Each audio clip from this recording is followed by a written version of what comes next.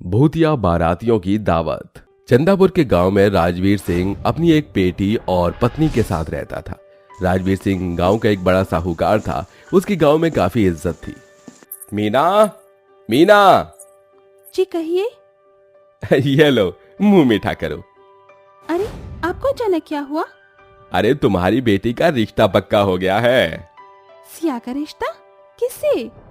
मुखिया जी के बेटे को हमारी सिया बहुत पसंद है, इसीलिए मुखिया जी ने अपने बड़े बेटे राज का रिश्ता सिया से तय किया है। ये तो बड़ी ही अच्छी बात है। मैं अभी सिया को भी ये खुशखबरी देकर आती हूँ। राजवीर ने अपनी बेटी से पूछे बिना ही उसका रिश्ता पक्का कर दिया था। दोनों पति पत्नी तो बहुत खुश थे, लेकिन सिया को यह जानकर जरा भी खुशी नहीं हुई। लेकिन उस समय वो कुछ भी नहीं बोली और बस चुपचाप अपने माँ बाप का फैसला एक्सेप्ट कर लिया। देखते ही देखते दिन बीत गए और राजवीर सिंह की बेटी सिया की शादी का दिन आ गया।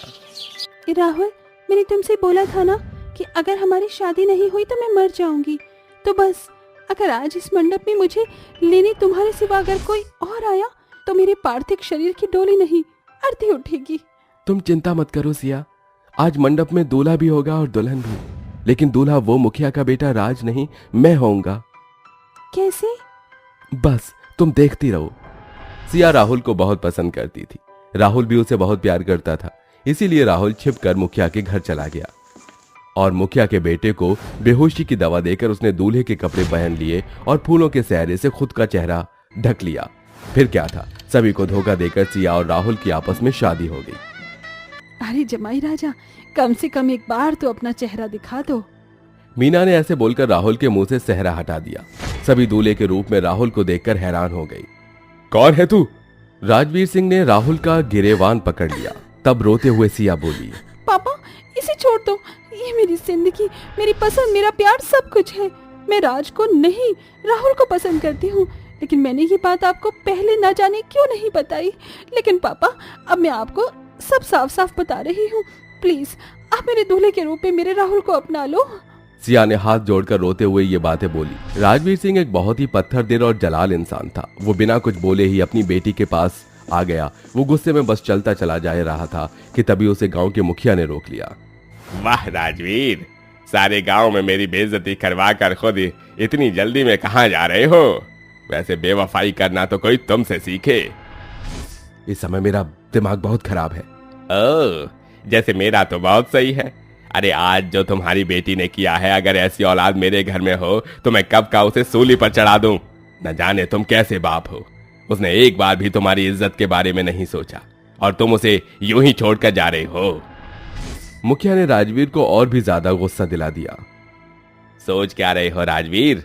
जिस बेटी ने तुम्हारी इज्जत की परवाह नहीं की, अब तुम्हारी बारी है उससे उसकी सांसें छीनने की। मुखिया की बातें सुनकर जलाल राजवीर भड़क गया और उसने गुस्से में आकर सभी बारातियों के खाने में जहर मिलवा दिया। माँ, बाबा लगता है नाराज हैं। अरे पागल, नाराज नहीं, वो बहुत ज्यादा गुस्से में है। हे भगवान, ना जाने अब क्या होगा। मीना ऐसे बोल ही रही थी कि तभी राजवीर फिर से दावत में आ गया। पापा, क्या आप मुझसे? अब जो हुआ सो हुआ, हम इस बारे में फिर कभी बात करेंगे, लेकिन फिलहाल मैं अपने घर आई बारात को ऐसे भूखा वापस नहीं जाने दे सकता। तो सभी को बोलो कि खाना खा लें। सिया खुश हो गई। मीना भी राजवीर का ऐसा रूप देखकर हैरान थी। राजवीर ने मीना को खाना खाने से मना कर दिया। फिर क्या था, सभी बाराती और गांव वालों ने उस जहरीले खाने को खा लिया और खाना खाते खाते ही सभी लोग खून की उल्टियां करने लगे। पापा, पापा, आपको क्या हो रहा है? दावत में से अचानक ही ढोल ताशों के बजाय लोगों के चीखने की आवाजें उठने लगी। राहुल ने भी वो खाना खा लिया था। राहुल, ये सब क्या? राहुल, राहुल, राहुल! सिया ने जैसे ही राहुल को देखा तो उसके मुंह से खून निकल रहा था और साथ ही उसकी सांस रुक चुकी थी। सभी तरफ दावत में बस लोगों का खून और लाशें ही दिखाई दे रही थी। हे भगवान, राजवीर जी, ये सब क्या हो गया? ये जो हुआ तुम्हारी बेटी की ही वजह से हुआ है। वैसे है कहां वो गद्दार औलाद? राजवीर अपनी बेटी को भी बाल पकड़कर खींच लाया। अपने बाप की इज्जत का एक दफा भी ख्याल नहीं आया तुझे? पापा! खामोश, मैं तेरा बाप नहीं हूँ और ना ही तो मेरी बेटी। पापा, मैं जानती थी कि अगर मैंने आपको राहुल के बारे में बताया तो आप यही करोगे, इसीलिए मैंने छिपकर राहुल से शादी की। लेकिन आपको शायद मेरी खुशियों से नफरत ही है। तो फिर मैं यहाँ से जा रही हूँ। ऐसे इतने सारे लोगों की जान जाने की वजह सिर्फ मैं ही हूँ, इसीलिए मैं भी अब यहाँ नहीं रहूंगी। ऐसे बोलकर सिया ने अपने ही हाथों से अपनी जान ले ली। इतनी सारी अकाल मौतों के बाद अब वो पूरा ही गांव एक भूतिया गांव में बदल गया। सभी लोगों की आत्मा भूतिया बारातियों के रूप में लौट आई।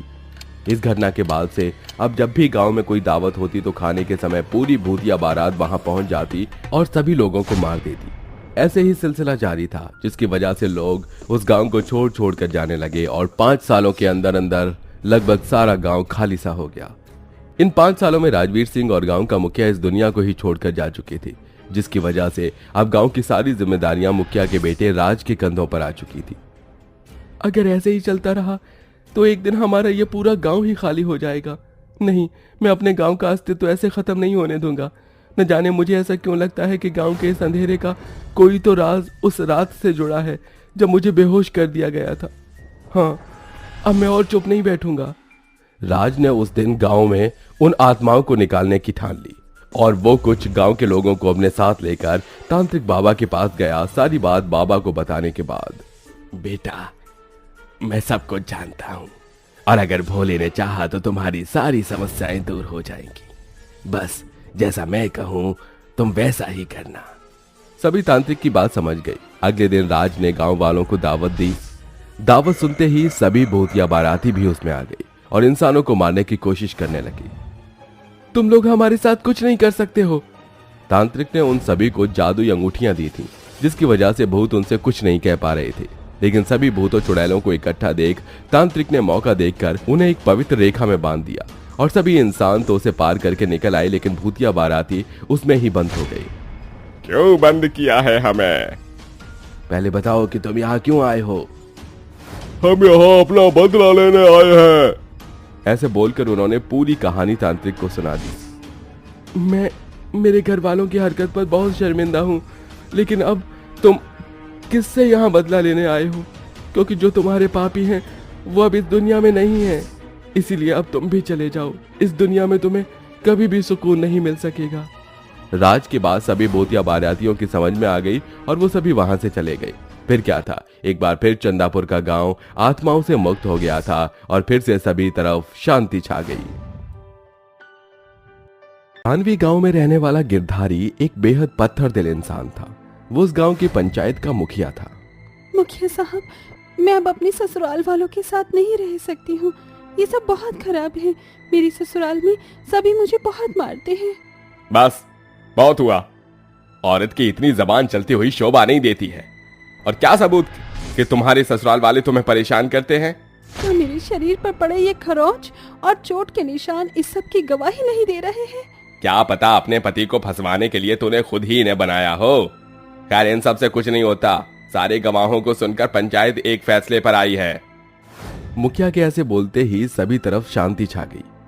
पंचायत ये फैसला करती है कि तुम अपनी ससुराल में ही रहोगी। तुम्हारी बातों और चोट के निशानों पर हम यकीन नहीं कर सकते हैं। ऐसा मत कहो मुखिया साहब, मेरे साथ थोड़ा तो इंसाफ करो। मैं इन लोगों के बीच मर मर कर जी रही हूँ। मुखिया जी, मुखिया जी। मुखिया अंदर चला गया। मिल गया तुझे इंसाफ, आ गई तू पंचायत। देख क्या हुआ है यहाँ। हमें सजा दिलवाने चली थी। रश्मि की सास ने ऐसे बोलकर उसकी गर्दन को पीछे से पकड़ा और जोर जोर से उसका मुंह वहीं पंचायत घर की दीवार में दे देकर मारने लगी। आया आया मजा। बेचारी रश्मि अधमरी सी हो गई थी। उसकी सास ऐसा कर ही रही थी कि तभी पंचायत घर में फिर से मुखिया आ गया, जो अंदर चला गया था और उसने अपनी आंखों से सारा मंजर देख लिया। मुखिया को देखकर अधमरी रश्मि के मन में एक छोटी सी उम्मीद जागी कि अब शायद उसे इंसाफ मिलेगा। यह आप क्या कर रही हो? वो मुखिया जी, ऐसी औरतों को बस इतनी सी सजा देना काफी नहीं है। इसकी खाल को थोड़ा सा और मसाला दीजिए। मुखिया ऐसे बोलकर रश्मि के ससुराल वालों की तरफ देखकर मुस्कुराने लगा और फिर अपनी गाड़ी में बैठकर वहां से चला गया। वाह, आंखों से देखकर भी इंसाफ नहीं मिला। चलो मैडम साहिबा, अब बस बहुत हुए तुम्हारे ड्रामे। मुझे भूख लगी है, घर जाकर मेरे लिए रोटी बनाना, वरना। रश्मि के पति ने भी उसे बेवजह जोरों का थप्पड़ मारा। बेचारी रश्मि इतने जुल्मों की वजह से पूरी टूट चुकी थी। अपने पति के थप्पड़ मारते ही रश्मि जोर जोर से रोने लगी। तुमने मेरी जिंदगी को एक सजा बना दिया है। क्या बिगाड़ा है मैंने तुम्हारा? क्यों मेरे पीछे पड़े हुए हो? क्यों क्यों? ऐसे बोलकर रश्मि ने जोर जोर से अपना सिर दीवार में मारना शुरू किया। उसका सिर बुरी तरह से फट गया था और फिर वो ऐसे बोलती हुई तेजी से पंचायत घर की सीढ़ियों की तरफ भागी। उसका पति भी उसे पकड़ने के लिए उसके पीछे भागा, लेकिन तब तक बहुत देर हो चुकी थी। रश्मि ने पंचायत की छत से अपनी जान दे दी, लेकिन ऐसी नाइंसाफी वाली मौत से उसकी आत्मा को शांति नहीं मिली और रश्मि की आत्मा वहीं पंचायत घर में ही बस गई। उस दिन के बाद से जिस कमरे में रश्मि के बारे में फैसला किया गया था, उस कमरे की लाइट बिना किसी के होते हुए भी रोज जलने लगी और जब भी कहीं वहां पर बड़े मुखिया से अलग कोई छोटा मुखिया फैसला करता तो रश्मि की आत्मा आकर उसे बहुत परेशान करती। मुखिया साहब की गैर मौजूदगी में सभी गवाहों और सबूतों के आधार पर पंचायत यह निर्णय लेती है कि शर्मा जी की बहू को घर के बंटवारे में से कुछ नहीं मिलेगा। छोटे मुखिया भी बड़े मुखिया की तरह खराब ही थे। जो कोई भी उनकी जेब को गर्म कर देता था वो उसी के पक्ष में फैसला सुनाया करते थे। अभी मुखिया ने ऐसा बोला ही था कि तभी वहां पर रश्मि की आत्मा आ गई और वहीं फलों में लगा हुआ चाकू छोटे मुखिया की गर्दन पर रखकर बोली, अगर आज यहाँ इंसाफ नहीं हुआ तो मैं तेरी जान ले लूंगी। कर इंसाफ कर, वरना। रश्मि की धमकी से मुखिया डर गया और फिर उसने इंसाफ के साथ फैसला किया। रश्मि हर मुखिया के साथ ऐसा ही करती थी, इसीलिए मजबूरन पंचायत को सही फैसले लेने पड़ रहे थे। लेकिन इसकी वजह से बड़ा मुखिया गिरधारी बहुत गुस्से में था। इस घटना के लगभग 1 महीने बाद पंचायत घर में एक और फैसले की घड़ी आई। इस बार गिरधारी खुद फैसले के लिए पंचायत आया था। गिरधारी साहब, मैं आपको भगवान समान मानता हूँ। मैं आपसे झूठ नहीं कहूँगा। मेरा यकीन कीजिए, मैंने कोई चोरी नहीं की। मेरा यकीन कीजिए। कितनी बार बोलना पड़ेगा? यहाँ जबान का नहीं सबूत का काम है। इतने सारे लोग गवाही दे रहे हैं कि तू चोर है, तो मैं तेरी कैसे बात मान लूं? ये सारे पैसे देकर खरीदे हुए गवाह है। मुखिया जी, आप मेरा यकीन करो। कृपया मुझे माफ करो। मेरे घर में मेरे बच्चे। चुप! तो मुझे सिखाएगा कि मुझे क्या करना है? हाँ, मैं जानता हूं कि मुझे क्या करना है और मैं फैसला कर चुका हूं। तू गुनहगार है और इसीलिए मैं तुझे पूरे 5 सालों के लिए इस गांव से निष्कासित करता हूं। ऐसा ना कहे मुखिया जी, ऐसा ना कहे। वो आदमी गिड़गिड़ाने लगा। उस आदमी की आवाज में सच्चाई थी, लेकिन गिरधारी की पहले ही दूसरे पक्ष ने जेब भर दी थी, इसीलिए वो इंसाफ के विरोध में बात कर रहा था। वो आदमी बहुत गिड़गिड़ाया, लेकिन गिरधारी ने उसकी तरफ देखा तक नहीं कि तभी पंचायत घर में कुछ हुआ। अचानक ही पंचायत घर में रखा हुआ सारा सामान हवा में उड़ने लगा और पंचायत घर की खिड़की दरवाजे फड़फड़ाने लगे। कौन है जो भद्दा मजाक कर रहा है? सामने आ।